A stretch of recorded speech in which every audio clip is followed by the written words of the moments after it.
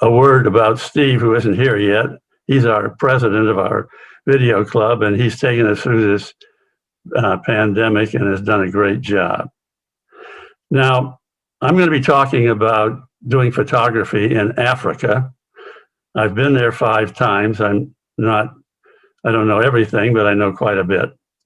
And I want to know from you, before we get started, something about you.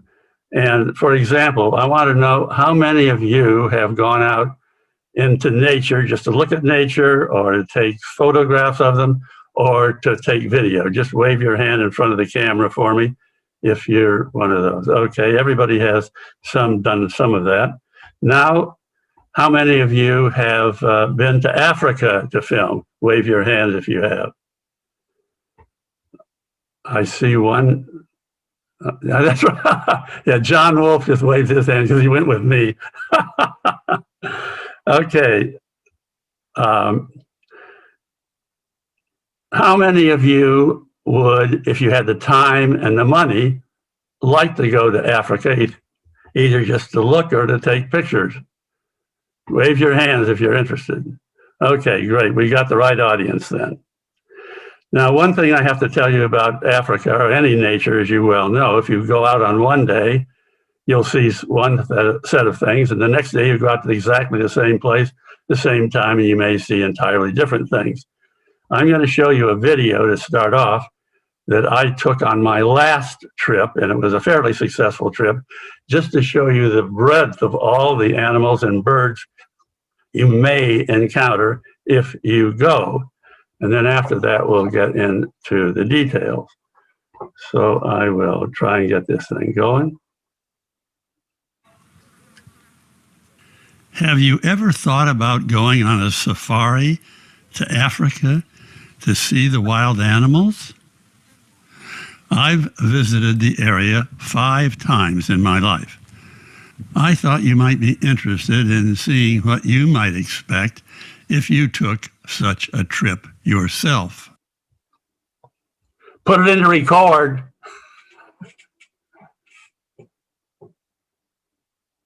It is. What animals can you expect to see? How close can you get to them? What are the accommodations like? Well, one of the big animals you are almost certain to see are lions.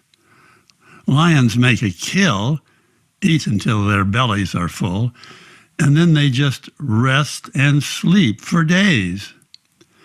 As a result, once a pride of lions has been spotted by one guide, all the other guides learn about it, and there's plenty of time to get the tourists to see the lions sleeping. Despite this, tourists cause a traffic jam when lions are spotted. Long telephoto lenses are recommended. This is a wildebeest. It's resting and chewing its cud. You'll notice it has a beard and small horns. You'll generally see them in large groups. Normally, they're on the move, looking for nice grass to eat. I took this trip to Africa in the rainy season, February, a time when there is a great migration to take advantage of the new grass. Wildebeest are a favorite meal for a lion. As I mentioned, once the lion's belly is filled, it rests and it could care less about other food walking around nearby. Each animal has its own comfort zone. Now, most of the wild animals don't consider a truck filled with tourists as a threat. Some animals, like lions, will let a tourist vehicle get very close without getting spooked. So it's very likely you will get good and close to a lion, close enough to see all the flies that are bothering the lion. King of the beast? Maybe. Pleasant life? I'm not so sure. Another big cat you might see is a leopard. Leopards aren't so common as lions, and so they're not often seen on a given trip. I saw a leopard on only 2 of my 5 trips to Africa. After making a kill, a leopard spends its time safely resting up in a tree. I've only seen leopards sleeping, but I've talked to tourists who have seen a leopard dragging its kill up a tree. Now that would be exciting. The prey of choice for the leopard is the Thompson gazelle, the Tommy, or a wildebeest calf. This calf we see here is lost and won't be live very long. The young Thompson gazelle is also a prize meal. You will certainly see the Thompson gazelle and other gazelles of about the same size. The tail on the Tommy seems to be swinging around back and forth all the time. It has distinctive markings of a white belly, a black stripe, and then gradations of brown.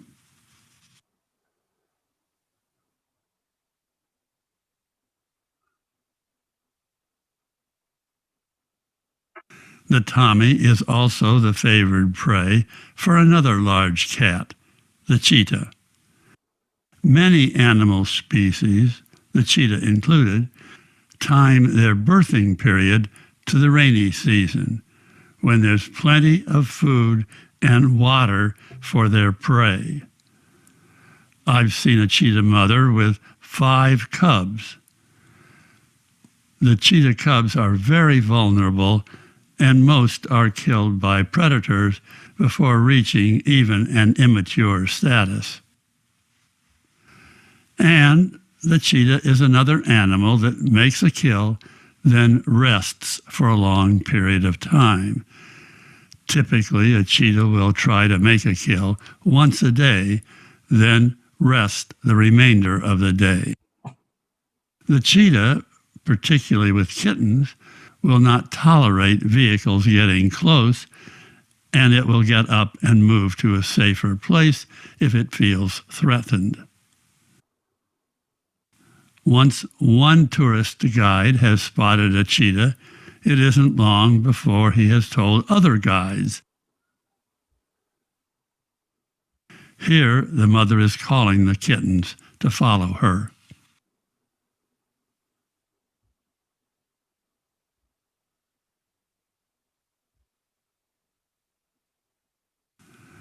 This cheetah's kittens come running after her. One is reminded of the survival of the fittest.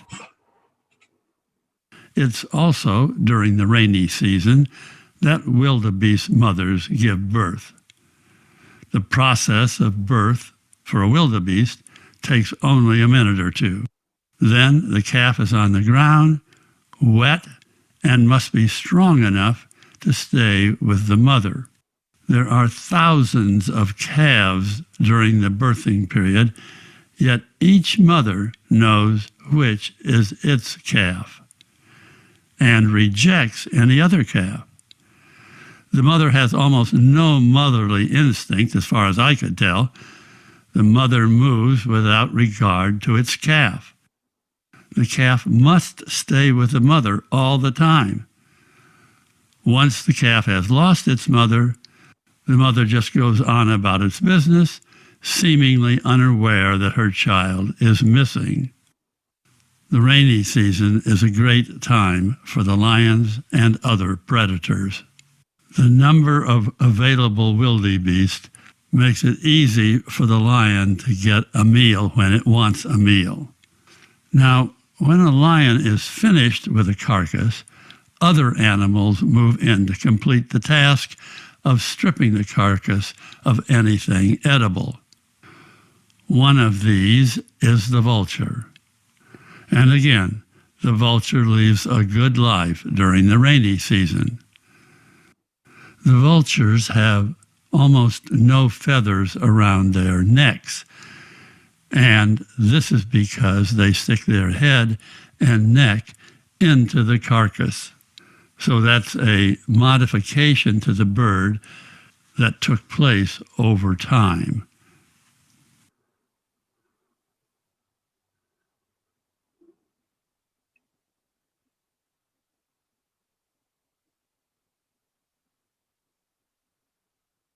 The marabou stork, another scavenger, waits patiently for their turn at the table.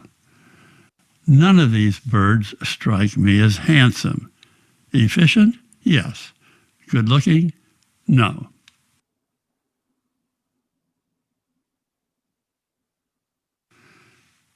Now, on your safari, you'll find yourself in a vehicle and driving a lot as your guide tries to find new animals for you to see. The area inhabited by the animals is vast in size, and the animals can move many miles over the period of a night.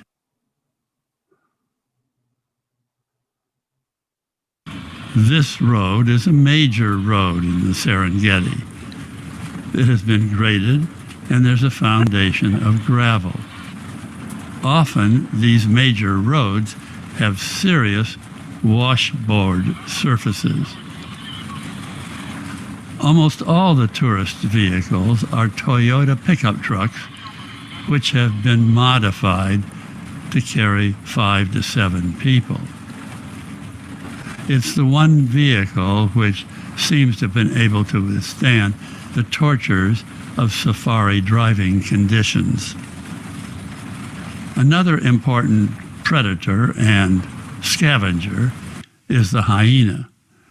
The hyena has been known to hunt and kill in packs, but most of the time it scavenges. It comes in after the kill and cleans up the carcass. It can even eat bones. Again, the hyena is not very good looking to my eye. As your guide drives you around looking for animals, he may not spend much time with hyenas. Most people want to see the big, good-looking animals. But not all the animals are beautiful. For example, an animal which even looks worse than the hyena to my eye is the warthog. It's a herbivore. Note how it gets down on its front elbows to eat the grass. Warthogs often are alone, but some are found in small groups. Behind the warthog's formidable face is a mild and inoffensive creature. The warthog is the most common pig in East Africa. A full-grown, average warthog weighs about 180 pounds and is about 3 feet long. It has 2 sets of tusks, the upper and the lower set of tusks. The uppers are used for digging. There's a crest of bristles running down along the top of its back. Now, the elephant is a favorite tourist attraction. It's very large and thus easy to spot. If there are elephants in the neighborhood, your guide is very likely to find them for you. These huge animals are a special curiosity because they use their nose, their trunk, to perform all kinds of tasks. Perhaps of all the wildlife in the world, elephants have more human-like habits than any other animal. Besides the elephant's trunk, it also has 2 tusks made of valuable ivory. It's because of the ivory that many elephants are killed each year just to get their tusks for the illegal black market. Although most elephants don't want trouble, they will charge a tourist vehicle which is getting too close and menacing. Elephants love to take a bath or a mud bath. Elephants are so large that the process of getting up and down is a challenge. They use their tusks to help them get up in certain circumstances. They are descendants of the mammoths and the mastodons of old. Most elephants are gregarious and live in herds of a dozen or more individuals. Because they are big, they require 30 to 50 gallons of water a day, plus 300 pounds of vegetation a day. An elephant can uproot a tree. They can be very destructive in their search for food. For all his clumsy-looking walk, an elephant can charge at 25 miles an hour for a short period of time. Now, the giraffe is the tallest animal on Earth. They eat the greenery from the top of an acacia tree. The greenery is protected by long, sharp needles or thorns, such as you can see in this picture. But somehow, these thorns don't bother the giraffe. Another big animal you may see is the hippopotamus. A hippo spends its days in the water and comes out at night to forage. It has a big mouth. Its yawn is something to behold.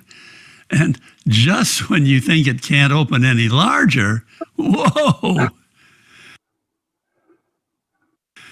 They spend their days sleeping in the water.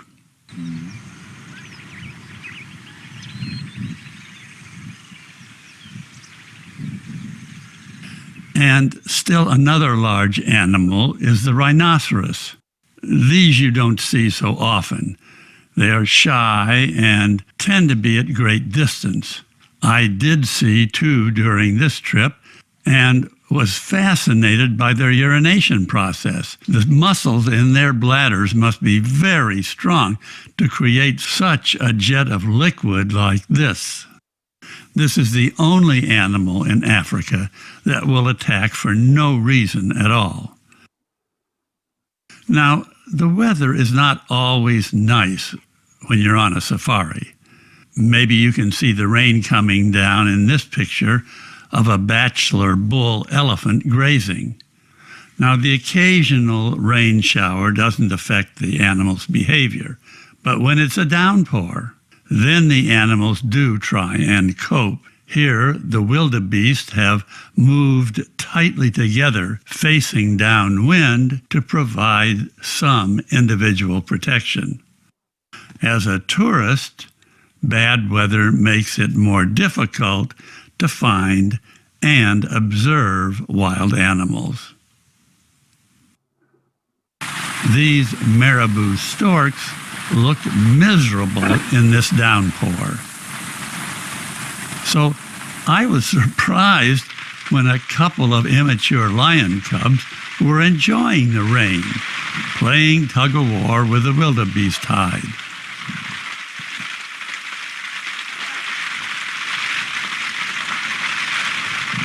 The older lions were trying to ignore the cold, wet rain. They looked a little bit unhappy. Now, you want a driver who is experienced in spotting wild animals for sure, but you also want one who knows how to drive in wet, unreliable terrain. You'll note that this truck is driving in the tracks, which are grooves from previous vehicles. The driver tries to turn his front wheels to the left to get out of the tracks, but the tracks are too deep and slippery. So again, you want to avoid inexperienced or careless driver guides. they can get you into trouble. Driving here can be tricky. On a typical safari, you are served basic but very fresh and well-prepared food after a long day's ride. And you'll leave your camp fairly early in the morning, leaving your tents behind. Now I want to talk about birds. We have the blue heron in the United States and a number of the other bird species I saw in Africa. However, I discovered a lot of birds I had never seen before. Now, unfortunately, I don't have a good African bird book, so I'm not able to identify all these that I'm showing you, but I'm going to make a try. This is a secretary bird. This may be an auger buzzard. This is probably a red-billed hornbill. This may be some sort of a shrike. This may be a cuckoo.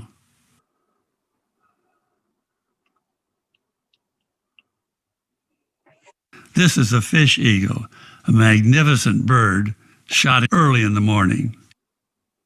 These are vultures.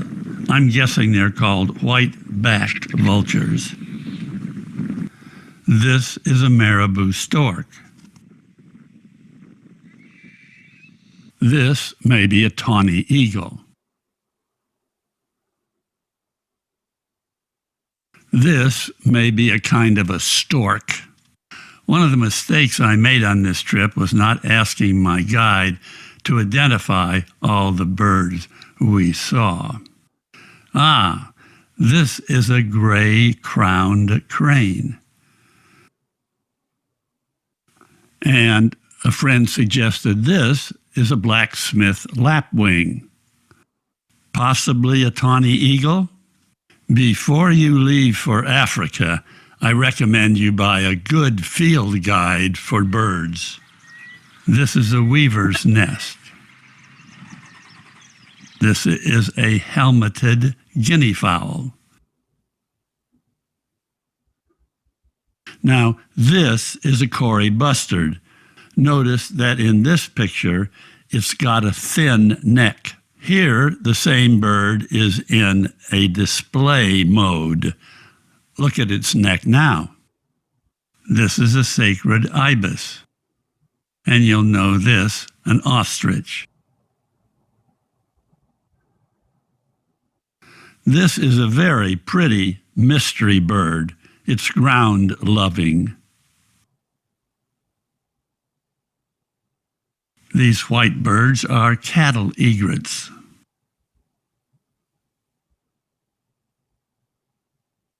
This might be some kind of a bustard. This bird makes an interesting sound, like kind of... This kind of looks like a greenshank to me, but a friend said it looks like a sandpiper. Don't know what this one is. I'm sure you're going to find experts making proper bird identifications in the comments section of this video. So let's talk about some less famous animals now. These are banded mongooses, and their home is in a termite mound. This is a black-backed jackal, also known as a silver-backed jackal. It mostly scavenges for food. And this is a vervet monkey. It seems to search for food on the ground. And this is a Homo sapien with a 400-millimeter lens. The Homo sapien species seems to be attached to cameras. This is a family of baboons. They are often quite entertaining to watch.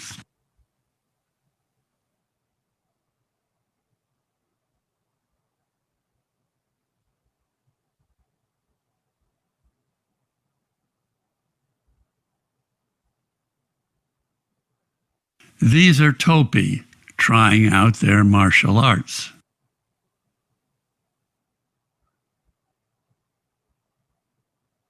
Impala are graceful, known for their great leaps and curved shaped horns.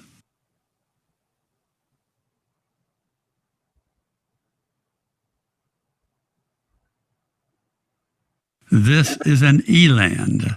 They generally are quite shy and thus hard to photograph, even though they are large. Their bodies remind me of a cow.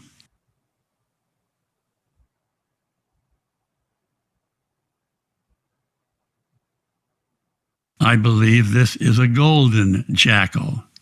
I watched it try and track down a rabbit, but the rabbit outsmarted the jackal.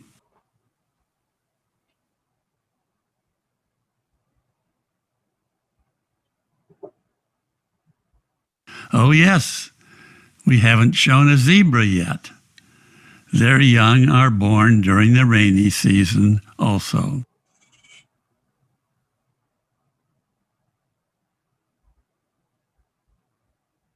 Almost any place you go in the rainy season, you'll find carcasses, stripped to the bone by the various scavengers who have been able to make a meal from the kill.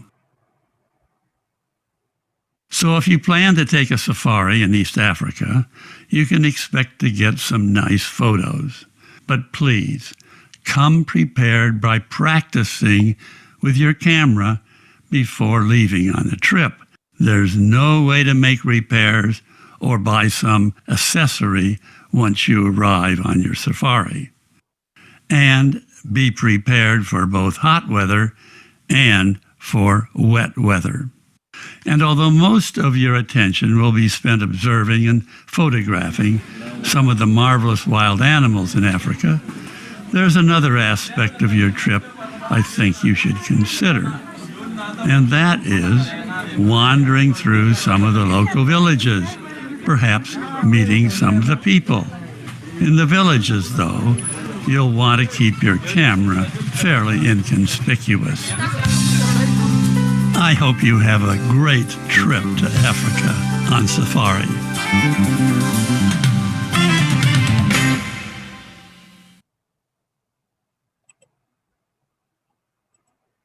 Okay, now I'd like to ask each of you to, thank you, Lucy. I'd like to ask each of you to change the display of the visuals on your screen. Up in the upper right-hand corner of your monitor, if you have a computer, you'll see the word view. If you check on that or click on that view, you see you have some options. And I want you to pick the speaker view because that will make me larger. And I've got some things I want to show you, which will be more easily shown to you if you're in the speaker view. Okay.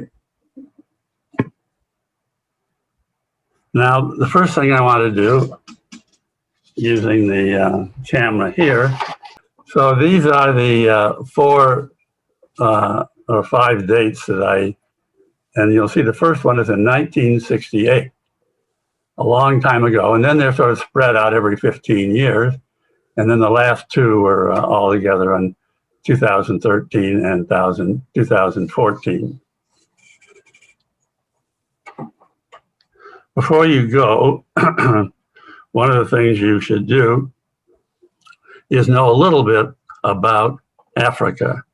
So I'm going to show you a tiny bit about Africa. Okay, if you're not familiar with it, this is what the African continent looks like, and it is huge. From west to east, it's 4,700 miles, 50% wider than the contiguous 48 states in the United States. From top to bottom, it's 5,000 miles. There are many countries located within Africa, and most of the good large game viewing takes place in East Africa, which is roughly this area here, and involves Tanzania, Kenya, and Uganda. There are also some very nice game parks down here in South Africa. And of course, there are gorillas and other things in Africa. There are several ways that you can go to Africa. You can go on a commercial safari where there's a tourist company here that sets it up. And then you go and they take care of everything. Another way you can go is you can arrange ahead of time to rent a vehicle there, and you get off the airplane, jump in your vehicle and go out driving. And the sort of in-between way of doing it is ahead of time to contact somebody in Africa who's got vehicles and drivers and guides, and then you arrange to do it with them. And I've done it all three ways. I've only done one with a tour, but I've done it twice by myself driving and once with a driver guide that I hired. The next question is about accommodations. And there are three types of accommodations you'll find there. One are hotels, tourist hotels, very nice. They're both inside the parks and outside the parks. And so those are, I don't even have to show you those because you know what those babies look like. The more rustic way to go is in a tent camp. And I'll be showing you more about that. But in this case, they provide you with tents and a common tent where they can serve food and that sort of thing. And the third way to go is when you bring your own tents, your own food, do your own cooking, and that is a pain, I can tell you. Now, another important factor you have to consider is who's going to be on this tour with you. I recommend the first time you go, you do take a tour. And I have to tell you that there are three kinds of people that go. The first kind of person that goes is a sort of adventure traveler who maybe she or she's brought along a pair of binoculars and they just want to experience as much as they can. And if you ask them, did you bring a camera? Oh, yeah. And out of their pocket, they'll pull an iPhone or something like that. They've got a camera. Now, the second type of person you'll see there are really dedicated photographers with DSLRs and long focal length lenses, and they mean business. And the third type you'll encounter is yourself, a videographer. Now, these three different types of people have different interests, different desires, and there's a little bit of friction between you if you're in the same vehicle. The adventure traveler, he wants to get to as many places as possible, see as much as he can. When he sees the lions for a minute or two, he's ready to go on. The photographer wants to get pictures of that lion, then he wants the vehicle to move to a different position, take a picture of the lion from a different position, and then to still a different position. Now, as a videographer, I wanted to stay in one place, have the vehicle be nice and steady and nobody running around in there to cause my long focal length lens to jiggle around. And so there was some sort of a way we had to work it out so that we all were happy with what we were trying to do, because typically you go with a bunch of people that you get at random. There are some tours that are just for photographers, and that might be good. Now, my first trip to Africa was in 1968. And in 1968, and again in 1983, those two trips, the primary vehicle that you would see out there in the savannah was a Land Rover. These Land Rovers are, you've probably seen them, but let me show you a picture of them. Here's a picture of the Land Rover in 1968. It's got a very high, it's high off the ground. It's got four-wheel drive. It's got this huge opening in the top where you can stand and ogle or take video. You have two spare tires in case one goes flat and you change it, you still got a spare left. And there are two lengths of these vehicles. the short length, which this one is, which typically has 3 rows of seats, one up front, one in the middle, and one in the back. And in between these, there's an aisle. So I was standing in the aisle, and this guy was standing on the seat in the very back. Now, things have changed a lot since I was there in those early days. And now the only vehicle you see there, and I say the only vehicle you're going to see out there, is a Toyota. This is a Toyota pickup truck chassis, and they built a Land Rover-like top on it. You'll see they have a big opening here. They have a nice roof that folds down when they're traveling. 4-wheel drive. They do have a very complicated modern engine in there, and if this thing goes bad, you got to call for help and bring a new vehicle. Has 2 tires on the back, and this is the extended version. So there's 1 row here, 1 row here, 1 row here, and 1 row here. And one of the things you'll notice is that this last row of seats is pretty near the back of the vehicle. And if you want to carry luggage, there's not much space for that. And we'll get into that in a minute. Now I want to go back and just review the layout of this thing for you. So this is the extended version vehicle. I can't see the work. These are the rows of seats here.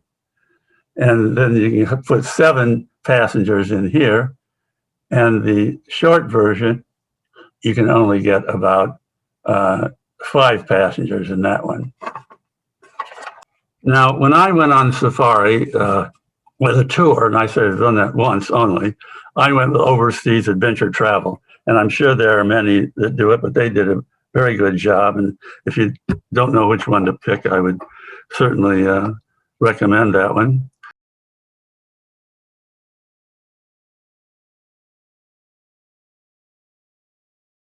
I should show you what you get into when you're on one of these safaris with something like these travel agencies.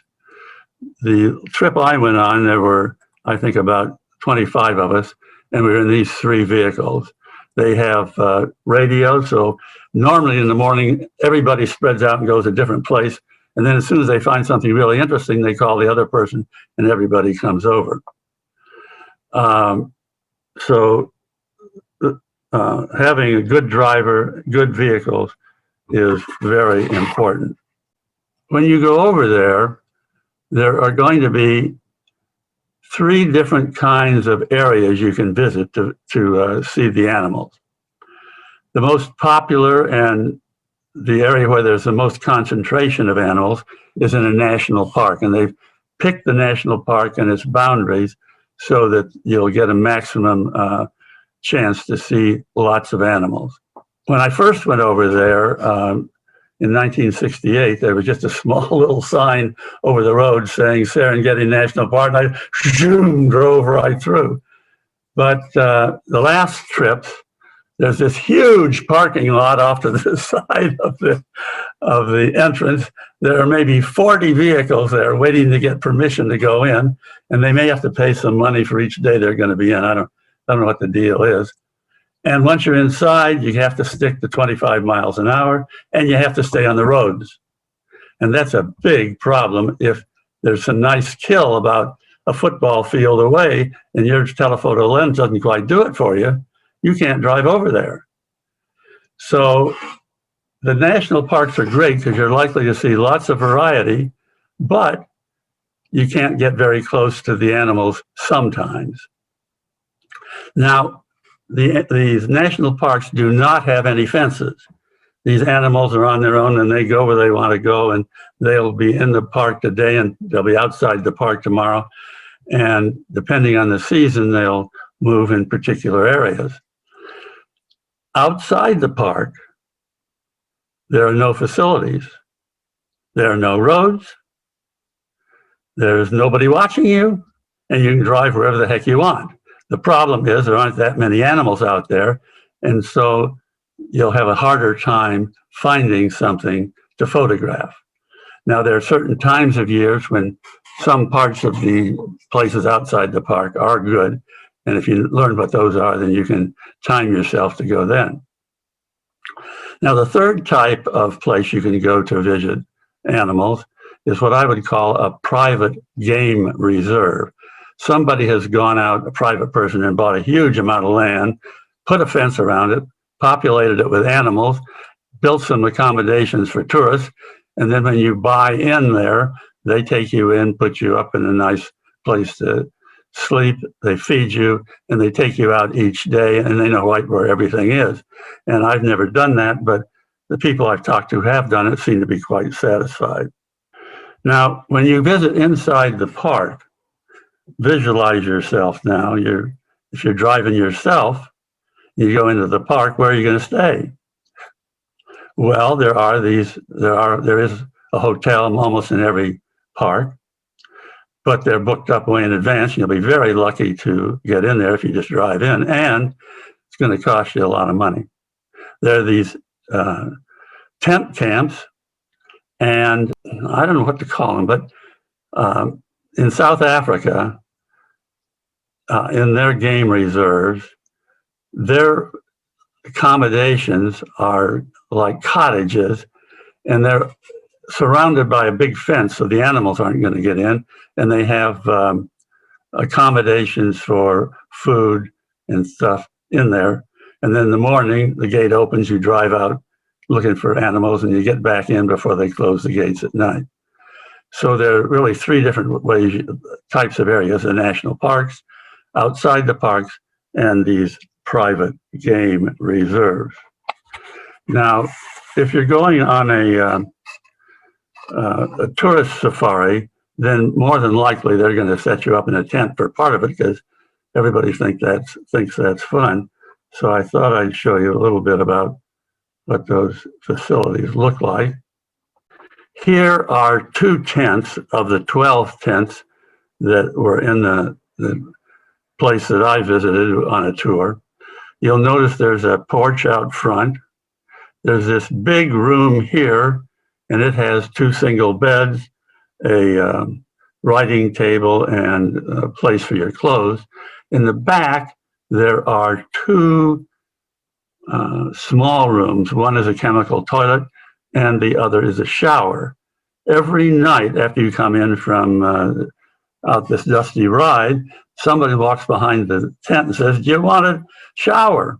And if you say yes, they pour warm water into a bucket, and the bucket's got a hose in the bottom of it. They hoist the bucket up over the tent, and it runs down into a shower head. And as long as you can get your shower done before the bucket runs out, you're in great shape. Now, there are, I'll show you these tents in a different way. Here there are 6 tents on this side, 1, 2, 3, 4, 5 tents. And here's the porch of mine. And you'll see there's a little washing station here and a bucket of water to wash your face and hands if you want.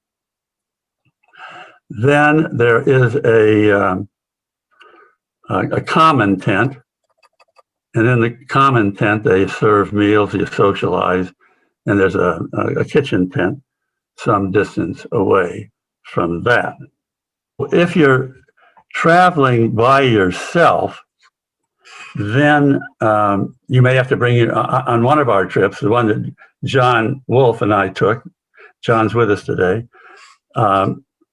we brought our own tent from California out there and set it up. And this is all prearranged in what we were going to do. But if another time I went by myself and I was driving by myself, and at night sometimes I'd sleep in the vehicle because I had the back rows of the seats taken out, and I had to cook my own food, and you just do anything you could to stay alive. Now, since I just mentioned John, I should mention that he and I went, and this is me taking a picture of a baboon. Sometimes they can be a real problem. These pictures I'm showing you are ones that John took. This is our vehicle. This is our tent. There's, I don't know who that might be, John, and that's me. One campsite we picked was on a sloping hill way above a savanna below. And then that savanna below, there were all kinds of animals down there. And so we picked a spot up the hill in sort of a clearing area and set up our two tents, the tents for the driver and the cook, and then the ones for John and me. And at night, I was awakened by a very deep roar. It was some lions. They were quite a distance away, but they have this deep voice, and it really shook me up, but I was able to finally get back to sleep. The next night, we were sleeping, and about midnight, the roars started again. Oh, I forgot to mention that the guide had told me he assumed that there was a pride of lions living up at the top of the hill. So that next night, we were sleeping, the roars started, and this time the roars sounded different. They were getting louder and louder and louder. And finally, the lions marched right through between our two tents and down to the savannah where they were going to make their kill for a dinner. The next day was a day that John stayed behind in the camp, and he was standing there, or in a tree, he says, when a lion came walking down out of the hill right past our tents again. And he took a picture of it. But unfortunately, he wasn't able to find it, that picture, before we had this event today. So now let's talk about equipment that we're going to bring on this trip. First of all, I did show you the fact that these vehicles, if you're not by yourself, are going to be filled with people. And they're going to be stomping around and making motion. And if you have a tripod, which is what you'd like to have as a videographer, and you drive up to some animals and there's some other people in the car, you'll have to say, excuse me, I want to set up my tripod now. And they don't want you doing that because they got their things they want to do. So there's a lot of friction there. If you're by yourself, then you can take a tripod. The first time I went by myself. And the second time I went with John, and we went by ourselves, and we had really professional cameras with us. And I thought I'd just show you a bit about that so you can see how things have improved since then, because it was really tough back then. We didn't have video cameras. So it was a real problem. The first two times I went to Africa, it was really tough. Let me show you why. I had to take with me a bunch of cameras, and we were doing 16 millimeter film. This box, which weighs about, 30 or 40 pounds, hard for me to carry at my age now, has just the camera. It doesn't have the lens, it doesn't have the film. Now, I also had to have,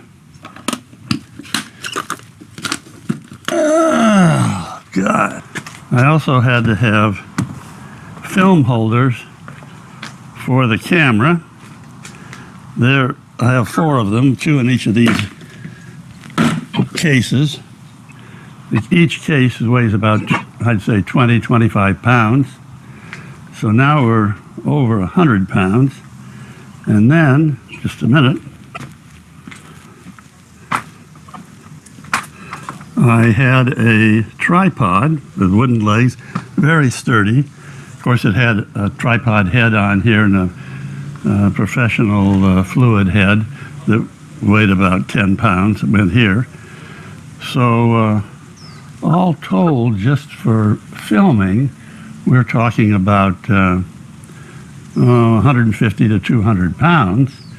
And of course, then I had to bring backup cameras, sound recording gear. On one trip I made with a friend of mine, we had 13 individual cases that we took with us. Every time we made a move, we had to count. Do we still have 13? Now, I'm going to put this away and then I'm going to show you the camera.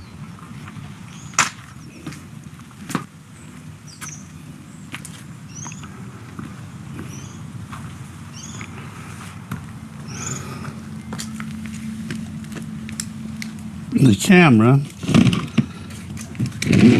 is called an Eclair NPR, Noiseless Precision Reflex.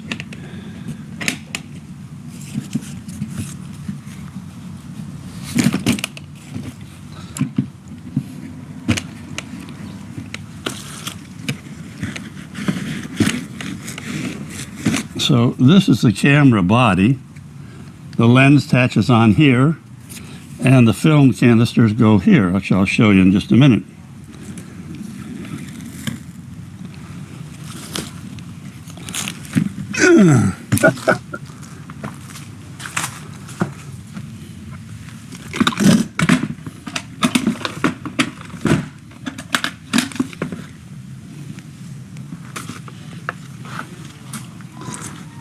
Each of these film canisters, or whatever they're called, holds about 11 or 12 minutes of filming time, and that's all.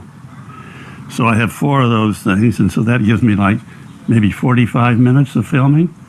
If I should run out of film during the day, I had a changing bag, a black bag that I stick my hands in. You can't see anything, and you, in the dark in there, you change the film in this thing. It's a real exercise. So this fits on here like that, and then the lens comes out.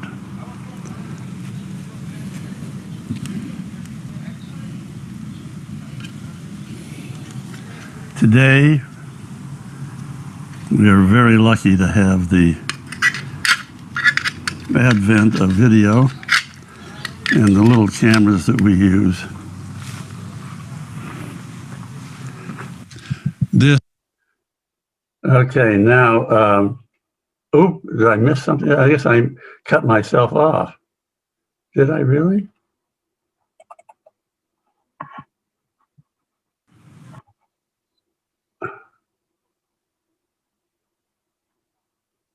Oh, I was just going to show you the driver I had that day in Serengeti in 1968. You'll see that I had 2 lenses on the camera, one 150 millimeter, and one was a zoom that goes with the Eclair. Notice also that we're standing on the floor with our heads up through a big hole in the ceiling. Now, one of the things that I take in addition, of course, to film or video is a little point and shoot camera. This is the one I use a lot. And I don't use it for taking shots of the animals, particularly. It's just documentary. If I need shots of still shots of animals, I use frames from the video. But one thing that this has, it has an eye piece, so you can look through it in the bright sun, so you can actually see what you're going to be taking a picture of. The LCD type, looking at the rear, just doesn't work in the bright sun for me. Now, when you're going to go on this trip with a tour, one of the problems you're going to have, as I already sort of alluded to, is that they don't have a lot of space for your luggage. And as a matter of fact, this overseas adventure travel people, they were very strict on what you could bring and what you could not bring. And I've got a little video here that shows that. Sometimes when you're on a commercial tour, like I was with overseas adventure travel, they required that I have a certain small bag.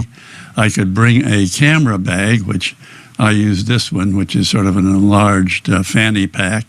I could carry it either on front or the back, and I carried some camera gear in that.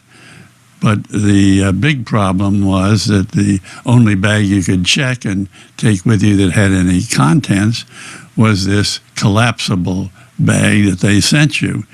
And it had, of course, fixed lengths. and that became a real problem in some cases. In my case, I like to take a good tripod, and the smallest one I've found that really works for me won't fit in such a bag. It's just a little bit too long. But if I take the head off, then I can fit the tripod legs in and then set the head in separately. But you can see after you put all that in there, there's not much room for anything else. Okay, now let me talk about the problem of support, because when you're shooting with video and a long lens, any jiggle is going to cause you trouble. And if you have don't have a good tripod head that will smoothly follow the action, you're not going to be satisfied with the result.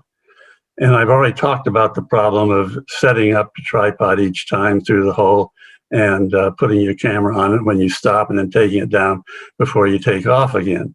So that's just a bit of a problem. And recently, I've settled on a different solution, and I'll show that to you now.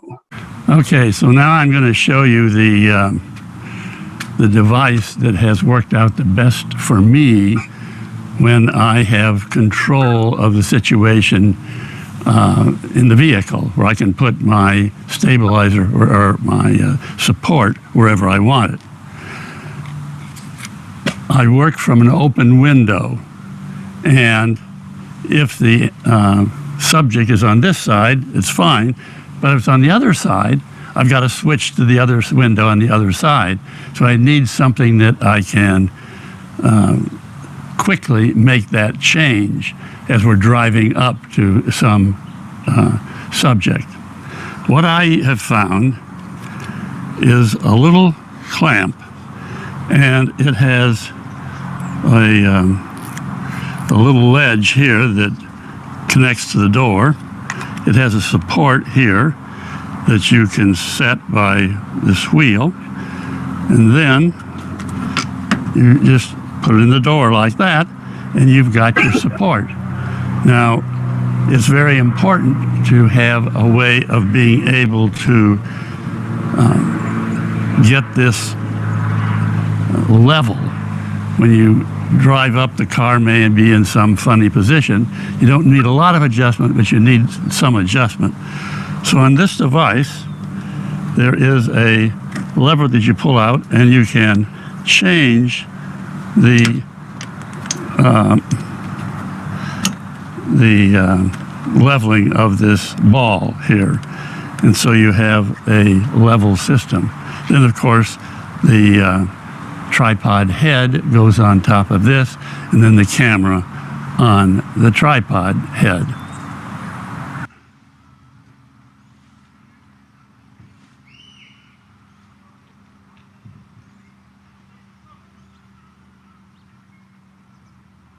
Now, the cameras, the video cameras that I bring, are as small as possible, that have a long focal length or telephoto lens.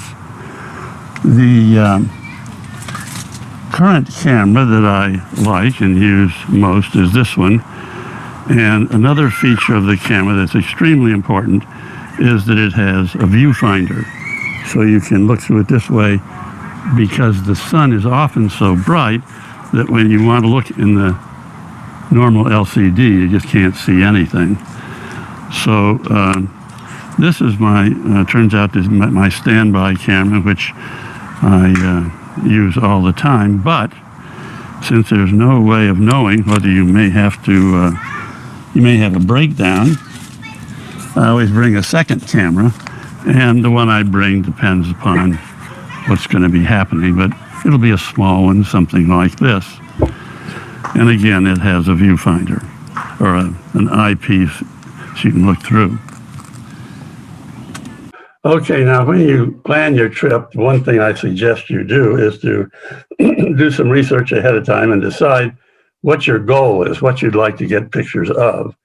And one thing that all of us think about getting is a predator making a kill, like a lion. Wouldn't that be terrific? Well, it's not a very good idea because lions, as I told you, sleep for 3 days after making a kill. So if you come up on the lion sleeping and say, well, I'm going to film these guys when they make their next kill, you may be there for 3 days before they move. The other thing that happens is they can hunt at night. And if they're hunting at night, you haven't got a chance. So the people who take pictures of lions making kills go out there for a month at a time and just devote themselves to that one animal. Another animal that's intriguing would be a cheetah. A cheetah is good because it's a visual hunter, it hunts every day, once a day. And so if you come across a cheetah, visualize whether it's beside your road or you're off the road, wherever you are, the cheetah's there and he's starting to crouch down and move forward. You just wait there. Well, when he makes his move, he's going to be going at 60 miles an hour. And there's no way you're going to follow him and keep up with him. You're going to have to see where he goes and then follow him over there when he's got his kill down. So a cheetah is worth a thought, but that has its disadvantages. Another predator is what's called an African hunting dog or a wild dog. These fellows go out in packs and they hunt early in the morning and late in the afternoon every day. And they don't make a quick kill. They go and go and go and go, and they run their prey to exhaustion, and then they kill it. So you can't be in a national park. You got to be where you can drive and follow them. And the other problem about it, African hunting dogs, you got to find them. And these are very hard to find. When John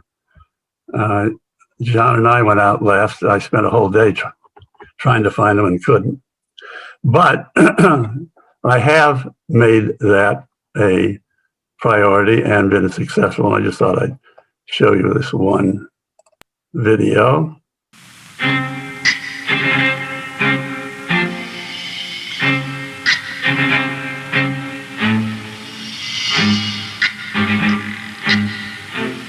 He has large and upstanding ears with decidedly rounded tips. His tail is bushy and terminates in the color white. His blotchy coloration is distinctive. His name is the African hunting dog, better known as the wild dog.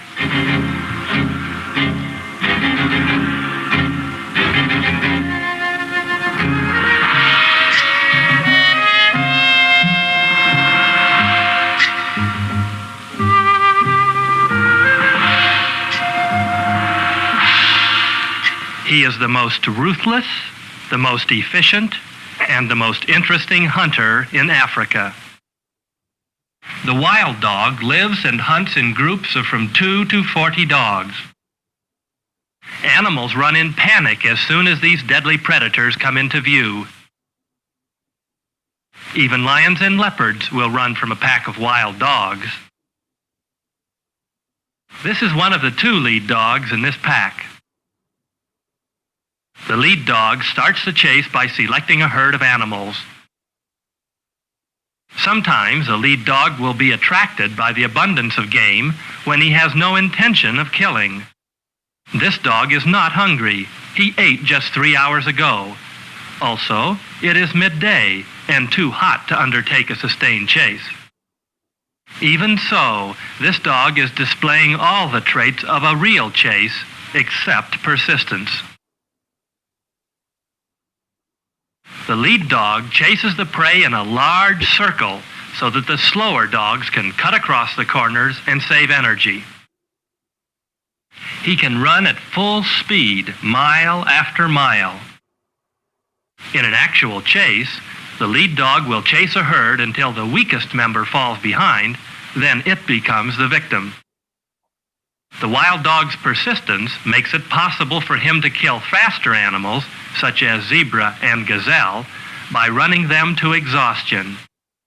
And when one lead dog begins to get tired, another dog moves up to continue the chase. When their victim finally runs out of energy, the dogs catch it and start ripping it apart while it's still alive. A hungry pack is so successful at killing that vultures start their ominous circling even before the dogs catch their prey. At one time, wild dogs were abundant. However, their vicious tactics were obvious to hunters and gamekeepers who shot them on sight. This widespread and ruthless shooting of wild dogs almost eliminated them. It is very unusual to see a wild dog today. Dogs spend most of their day relaxing, but twice a day, usually first thing in the morning and then just before sundown, the dogs set out to kill. This is a pack of 13 dogs. The two lead dogs have singled out their prey, a female Thompson gazelle. The rest of the pack is spread out behind in a column. The column makes it difficult for the prey to escape to the side. At nearly 35 miles an hour, we are just able to pass slower dogs loping behind, conserving their energy. Here's the kill. These dogs have finished a 2.5-mile chase. Twice a day, the pack sets out for food. A dog requires 6 pounds of meat a day to replace the energy lost in these long chases. The younger dogs may be as much as a half-mile behind when the catch is made. As the younger dogs finally reach the kill, they are allowed immediate access to the food. In other predatory species, such as lions, the adults eat their fill first, even if their young are starving. In contrast, adult wild dogs make certain their young have enough to eat. Scientists in East Africa are studying this particular pack. Some disease killed 9 dogs in 8 weeks. The scientists want to learn why in order to help prevent this species from becoming extinct. Hyenas have followed these dogs to the kill. The hyena is the only animal which will challenge a dog pack directly for some of its food. Although dogs eat meat from the bones, their jaws are not strong enough to break the bones. On the other hand, hyenas chew up bones and digest the bone marrow as part of their diet.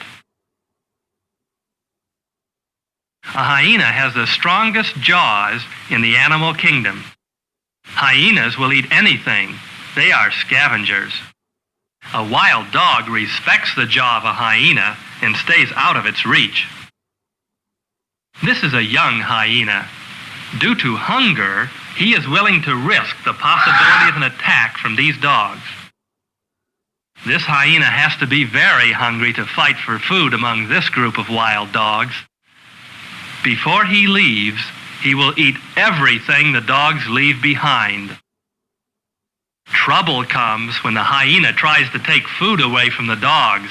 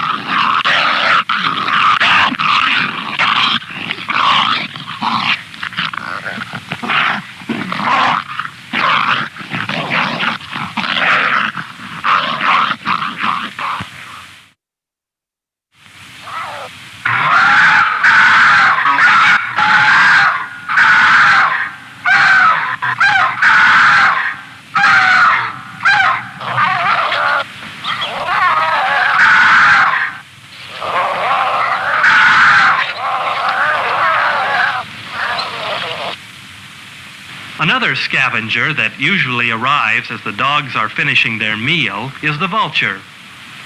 This small vulture can take to the air quickly when a dog comes too close. His quickness is his protection. The hyena has had enough of the dogs for now. He will wait for them to leave before eating the rest of the bones. Within each dog pack, there is a division of labor. Lead dogs supply the food. Other dogs guard the young. This unusual animal behavior pattern is of special interest. In addition, wild dogs play an important role in maintaining the balance in the animal population. Fortunately, wild dogs are now legally protected in East African game reserves. Their life and diseases are being studied. At last, there is some hope that wild dogs will not disappear forever from the face of the earth.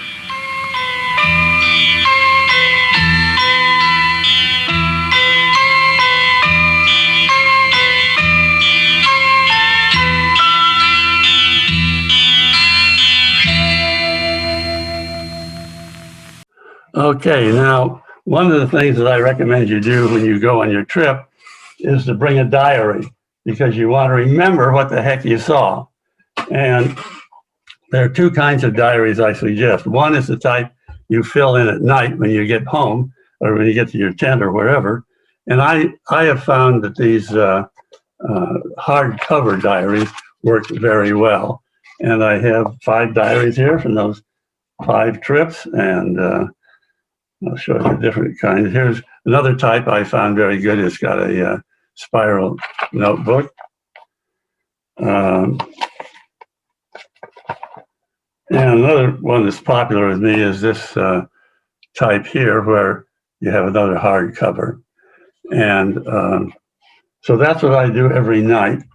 And during the day, I carry this little spiral notebook that I put into my pocket, and I take notes as I'm going along. And that way I know, or try to know, what I've been up to and what each animal is. Another way of doing that, though, is to speak into your video camera, and so then you've got the identification that way. Now, I'm going to finish with just a couple of quick pictures here. Here is 1983 with John, and you'll see head cover, protect yourself from the sun. You don't have any electricity. If you're bound to an electric razor like I am, then you get a beard. Here are my notebooks, and here I'm about ready to change the film in a Bolex in this changing bag here. See, John sent me some really nifty pictures. Here I am resting, and that's the tent we stayed in. Okay, well, that's pretty much covers what I wanted to say. And so I now want people to unmute themselves and ask me any questions that you might have. Fred? Yes. So 2 things.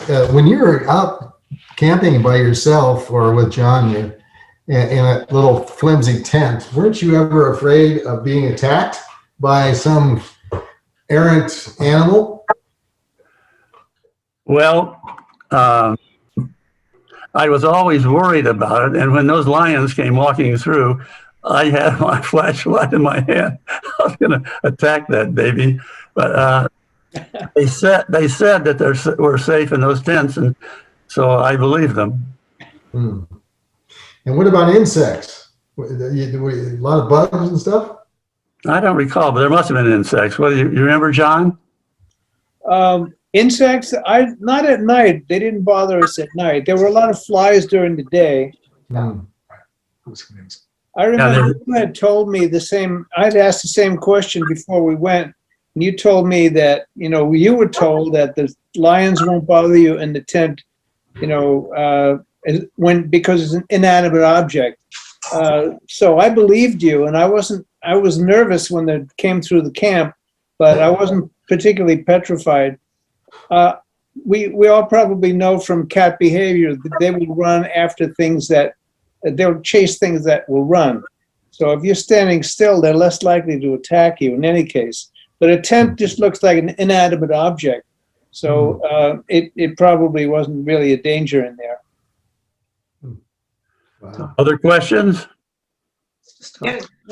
I was wondering, Did you see a difference in the number of animals from your very first trip till your very last trip? Did you see a wide difference in the number of animals or about the same?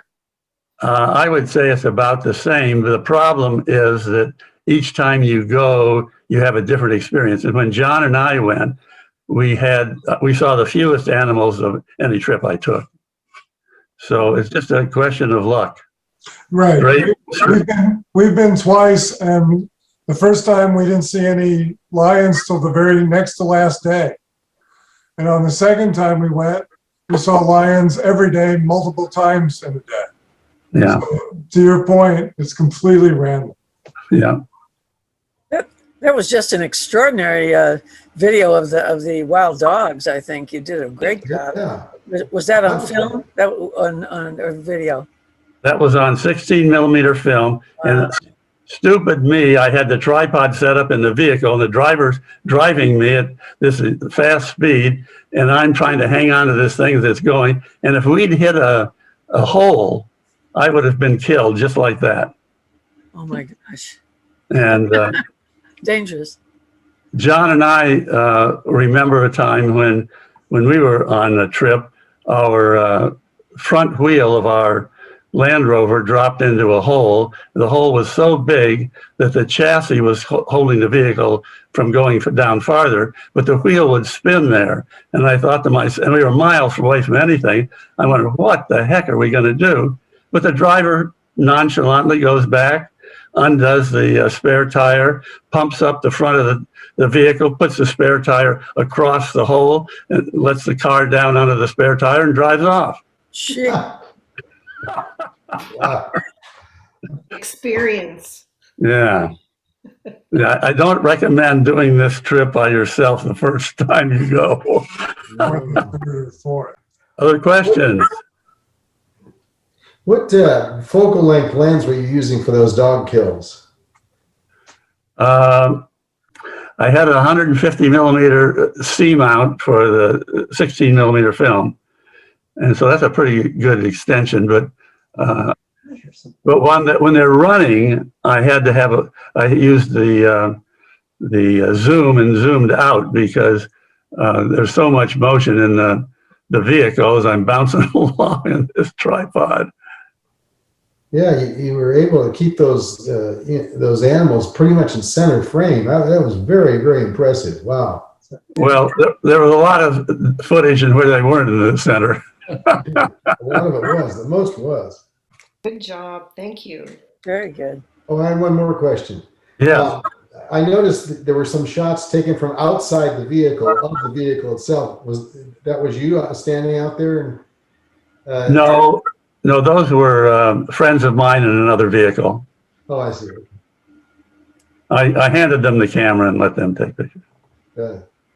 How were you recording sound? I had a Niagara 3. I had a Bayer M88 microphone and 6 feet of audio cable. And that Niagara weighs another 10 pounds or so. Oh, yeah. When you're young, you do insane things. You can. It's possible to do insane things when you're young. But I must say that I took my last 2 trips when I was over 80. So as long as you're in good health, you can go by tour, and I think you can have a good time. Are you a professional videographer? Was that your job when you had a day job? Well, once in a while it was. Okay. And John is a photographer from Hollywood, and he had a professional custom photographic print studio. So he really helped a lot on that trip. Hmm. In addition to having muscles. Okay. That was a great talk, Fred. It really was. Very, very, very good. Thank you, Fred. Thank you. Okay. So Fritz, I have a question. I saw one of your videos where you were testing out a drone. is there any way that somebody on one of these safaris could bring a drone and do some photography with a drone? I 2 years ago talked to a professional who was out there, and he had used a drone, and he said that the powers that be watched him like a hawk. If you go outside the park boundary and no one's around, if you're taking your chances, you can probably get away with it. But don't tell anybody I said that. So there are laws against it, is that it? I don't know what the answer to that question is. I just know within the national park, the guy could not do anything without 2 or 3 people watching over him. But you could do it, so it wasn't against the law. Obviously. I don't know the answer. Yeah, Um, yeah, that'd be spectacular. But let me say another thing, and that is that you do not want to look like a professional photographer. When once when we were on this trip, John and I, we were coming out of a national park, and we had one of our tripods still set up. And when the rangers saw that, they said, "You're professionals." And from that time on, they charged us $200 a day to enter. I remember that. Yeah. You weren't too happy about that, were you? No, I spent a day going up and talking to the head of the national parks, and he wouldn't believe me. Well, it looks like we got somebody sleeping. Norma, No, that's Norma. She's just Oh. leaning back in her chair, Oh, okay. enjoying this beautiful ride you took us on. Thank you so much, very Fred. much so. Thank you. Okay. Fascinating. Yeah, thank Okay. you very much, Fred. Very interesting. You'll, Right, so you'll you- stop. There you go. Yeah, there you go. You'll stop the recording now. Yes. Okay. All right, gang. Stay